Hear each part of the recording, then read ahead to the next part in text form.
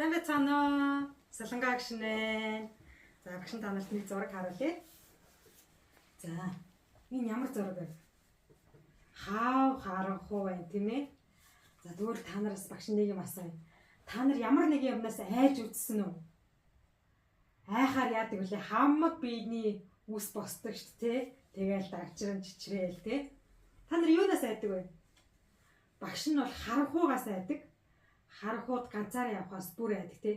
Энэ тэндээс ямар нэгэн хүн гараад ирчих юм шиг санагдаал. Эсвэл хин нэгэн хүн араас дагаад ч байгаа юм шиг тий. Тэгээл явж чи гинт хажуунаас нэг хүн гараад ирэх юм бол ёо ингэж очих гэж. Ёо ээж гэл ингэдэг шүү дээ тий. За. Тэгээд харанхууд магадгүй зарим найзууд маань бицс гад тийм ээ. Жорлоо орохдоо бас айдаг бах тий. Тэр үед та нар харанхууд бицсгаар гарахтаа газар гардаг уу? Үгүй шүү дээ. Дүүгээ ч юм уу эсвэл ихчээгээ ч юм уу хин нэг хань татаад цуг явдаг тий. За. Тэр үед яах вэ лээ? Айх айдсмаар баг зэрэг багасдаг тийм ээ. За. Тэгвэл энэ дэлхий дээр амьдарч байгаа бүх хүн тодорхой хэмжээнд ямар нэгэн зүйлээс айдаг байх юм. Тэ? Магадгүй зарим найз маань жижигхэн нохооноос айдаг, зарим нь аалзнаас айдаг, тэ? Зарим нь жомноос айдаг гэд янз янзын айдас байдаг шүү дээ, тийм ээ. За. Тэр үед та нар яадаг вэ?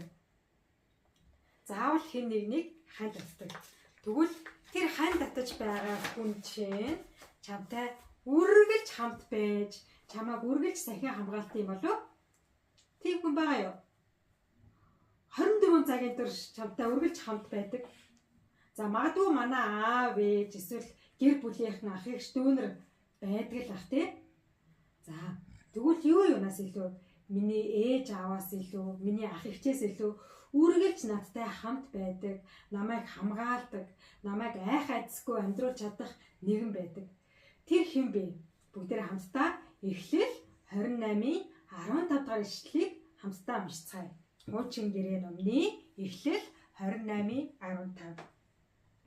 Харагтун би чамтай хамт байж хаач явсан чамайг хамгаалan чамайг дагуулж энэ нутагт буцааж авчирна. Би чамд амласнаа биелүүлэх хүртэл чамайг орхихгүй гэж айлтжээ. За тэгвэл саяны Эхлэл ном дээр гарсан энэ амлалтыг сонссон өнөөдрийн Библийн баатар хэн юм болов? Энэ бол Яаков. За. Яаковын хот тийм ээ ах Есавасаа бол үнэхээр айжсэн тийм ээ. Яагаад гэвэл ууган хүү байх эрхийг нь ахаасаа авчихсан учраас Есав маш их ууралсан. Тийм учраас Яаков өөрийн төрсөн ах болох Есаваас үнэхээр их айжсэн байна. Тийм учраас Есав, Яаков хоёр нэг гэрт амьдрах ямар ч боломжгүй байсан. Тэгээд Яаков маань хаашаа явсан бэ гэхээр өөрийн нагацах Лабаны гэрлөө явсан байна. За. За ингээд Яаков маань тийм ээ өөрийн төрсөн ах Есаваасаа зүхтаагаад Харан гэдэг газар руу явсан байна. Тэгээд тэр газарт хэн байдаг вэ гэхээр түүний нагацах Лабан нь амьдардаг байсан байна. Магадгүй өнөө цагт бид нэр маш хол газар явахын тулд юугаар явдаг вүлээ? Машинаар явж байж болно, автобусаар явдаг, эсвэл онгоцон цуугаад бүр ус орон дамнаад ч явдаг шүү дээ, тэ? За тэгвэл тэр үед машин байгаагүй, онгоц байгаагүй, галт тэрэг байгаагүй учраас Яаков яасан бахна. Ганцаархнаа харанхуй шүүн цөл замыг туусан бахна. Цөлөөр ганцаараа явсан. Тэр үед Яаков айжсэн болов? Тал газар та нар ганцаараа явж чадах уу харанхууд? Би л авч чадахгүй. Харин Яаков маань тэр тал газарт гав ганцаархнаа ахаасаа зүхтаагаад нагацах Лабаных руу явж исэн байгаа. Тэгвэл тал газар тийм ээ цөл газар явахаар хээрийн янз бүрийн араалтан амьтан түүн рүү дайрч болно шүү дээ тий. Магадгүй чон ч юм уу, арслан ч юм уу, эсвэл цөөвөр чон ч юм уу. Ямар нэгэн аимшигтай амьтад хүртэл түүн рүү давталж болох байсан шүү дээ тийм ээ. Гэсэн ч гэсэн Яаков маань яасан бахна. нагацах Лабаных руугаа явсан байна. Яагаад гэвэл ах Есавда баригдахгүй тулд тэр байдаг хурдаараа алхаж исэн байна. За ингээд Яков маань аав ээжээгээ орхиод ганцаархан аян замд гарахдаа яг хаанаас хаа хүрэх талаараа санаа зовж байсан ч гэсэн яасан ах Есаваасаа зугтчихсан болохоор идэж уух юм авч гарсан болоо гэрээсээ зугтааж байгаа хүн ер нь гэрээсээ талхшуураад авч гарч чадах уу? Чадахгүй те. Идэж уух юм ч аваагүй учраас Яков маань маш их өлсөжсэн байгаа. Тэгээд маш олон цаг алхсан учраас маш их ядарч исэн. Мөн түүнд унтаж амрахч боломж гараагүй. Тэгээд айж авсан Яков маань бүр шүн болох үед бүр чих хайгаад тийм ээ. Тэг нагацах Лабаных руугаа явахдаа яасан? Замдаа бас хоноглох хэрэгтэй болсон. Яг л шүнжэнгөө явна гэж худлаа штэ тий. Шүнжэнгөө явахаар ч хүн ядарна. Тийм ээ. Цуцсан, дээрэс нь гидсэн их өсөж байгаа учраас өглөө болохыг хүлээхэд тул хээр талд хоноглохоор болсон байгаа. Тэгээд эргэн тойрноо харж ирсэн чинь нэлээд том чулуу байсан. Тэгээд тэр чулууг Яков маань дэрлээд тэр газараа унтсан байгаа. Үнэхээр их ядарсан учраас бүр гүн нойронд автаад бүр хурхирч унтсан байгаа.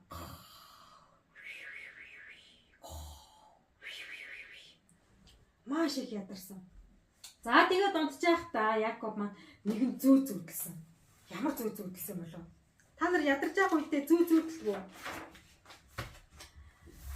Зүудэлдэг те. За тэр зүүдэнд нь газраас нэг шат тэнгэр рүү тулсан байсан. Тэгээд тэр шатаар нь Бурхны тэнгэр элч нар дээшээ, доошоо өгсөж уруудж исэн.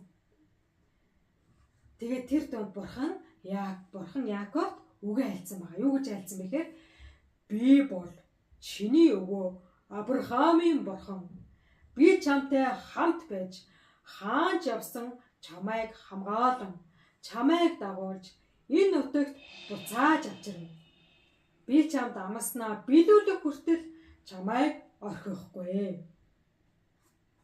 Ингээд Яков маань зүуднээсээ сэрсэн байгаа, нойрноосоо сэрсэн. Тэгээд эргэн тойрноо харсан чи юу ч байхгүй, үнэхээр гайхсан.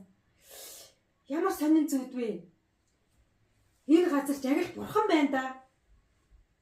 Бурхан надтай хамт байгааг би юусоо мэдээгүй.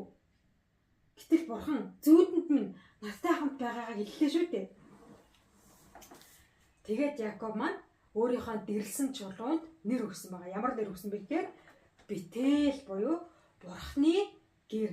Бурхан надтай хамт байна гэдэг утгатай Бетел гэдэг нэр өгсөн байна. За.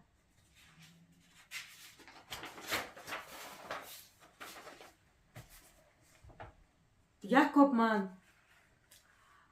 тийм ээ хичнээн айж исэн ч гэсэн Бурхан хамт байгаа гэдгийг тэр шин мэдсэн тийм ээ. Тэгвэл та нар айсан үедээ магадгүй би ганцаархнаа байна. Би яагаад байна? Энэ тэмдээс чон гараад ирэх үедээ, энэ тэмдээс чөтгөр гараад ирэх үедээ гэд магадгүй заримдаа айдаг бах тийм ээ. Тэгвэл Есүст итгэдэг хүүхдүүд биднэрт ганцаараа байна гэсэн тэр айдас, тэр бодол биднэрт байхгүй. Яагаад гэвэл Бурхан биднэртэй хамт байна.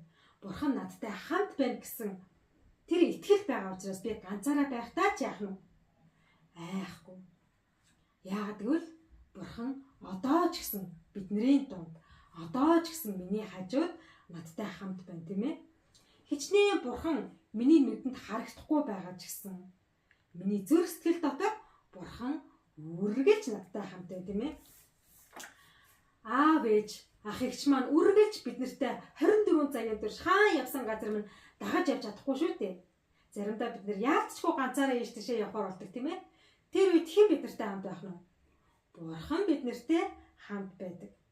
Тийм учраас Бурхан надтай хамт байгаа гэдгийг юусоо мартаж болохгүй тийм ээ. Тэгвэл бүгдээрээ хамтдаа залбирцгаая. Бурхан эзэн минь ээ. Намайг ганцаардах үед, намайг айх үед, намайг зовох үед та үргэлж дэргэд минь байдагт баярлалаа гэд хамтдаа залбирцгаая. Хүүхэд бидэнд хайртай Бурхан эзэн минь танд баярлалаа.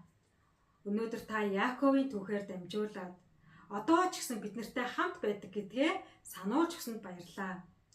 Яаков өөрийнхөө төрсөн ах Есаваас зутгахдаа тэр таал газарт, тэр цүл газарт гав ганцаархнаа алхаж байх үед маш их айж, ганцаардаж, өлсөж, ядарч байсан ч гэсэн үнэхээр Бурхан надтай хамт байна гэдгийг зүүдээрээ дамжуулан мэдсэн шиг өнөөдөр яг одоо нүдэн анин залбирч байгаа хүүхдүүд бид нар ч гэсэн ганцаардах үедээ, ядрах үедээ, өлсөх үедээ, ямар нэгэн зүйлээс айх үедээ одоо ч гэсэн Бурхан надтай хамт байна гэсэн тэр итгэлээ алдахгүй байхад та туслаач.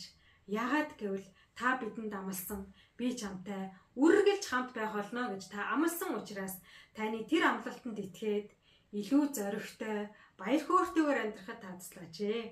Есүсийн нэрээр залбирлаа. Амен. Бүгдээрээ эх 7 хоногийн турш айх айдасгүйгээр Бурхан надтай хамт байна гэсэн итгэлээр баяр хөөртэйгээр амьдрцгаая. Бүгдээрээ дараагийн 7 хоногт уулзцгаая. Түр баяртай.